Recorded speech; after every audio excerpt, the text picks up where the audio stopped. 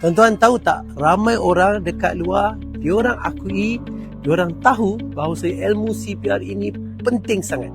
Tapi mereka sendiri masih belum belajar sampai hari ini. Sebenarnya kenapa mereka tidak belajar? Bila kita buat kajian, ini 3 sebab utama. Sebab yang pertama, mereka tak belajar sebab mereka rasa mereka tak ada basic. Mereka tak ada basic. Maksudnya apa? Maksudnya ramai yang fikir kalau nak belajar CPR dia kena ada basic, kena ada background perubatan, kena pandai biologi, kena tahu anatomi badan manusia, kena hafal banyak benda.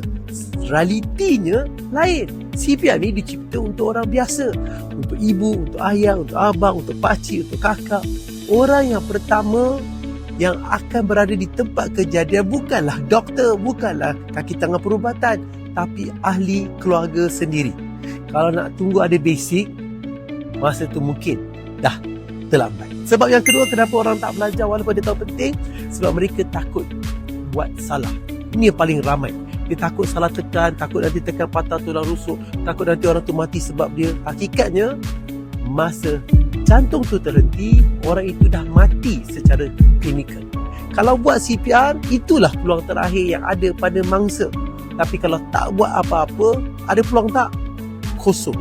Sebab itu kita nak ajar tuan-tuan, kita nak latih tuan-tuan gunakan guideline yang terkini supaya tuan-tuan boleh buat. Guideline pun kata ringkas, tekan kuat, tekan laju, jangan berhenti. Push hard, push fast, don't stop. Dan sebab yang ketiga kenapa ramai yang tak belajar, sebab dia rasa belum perlu belajar. Ini ayat yang paling bahaya. Dia kata apa tak? Family saya semua okey. Ayah saya sihat lagi, mak sihat, adik sihat. Kecemasan tuan-tuan, dia tak bagi notis. Dia tak pilihlah rumah besar ke rumah kecil, banglo, kondominium. Dia tak pilih kaya atau miskin. Bila jadi depan mata, masa tu kita hanya ada 2 pilihan saja. Apa dia? Satu, jadi orang yang tahu apa nak buat. Atau yang kedua, menjadi orang yang menyesal seumur hidup. Saya selalu cakap benda dalam kelas. Bila saya mengajar, saya selalu kongsi. Belajar CPR bukan untuk jadi hero. Tapi kita belajar CPR sebab kita tak sanggup kehilangan orang yang kita sayang di depan mata tanpa percubaan daripada kita sendiri. Akademik Dr. Aizul Amar, satu rumah, satu terlatih CPR.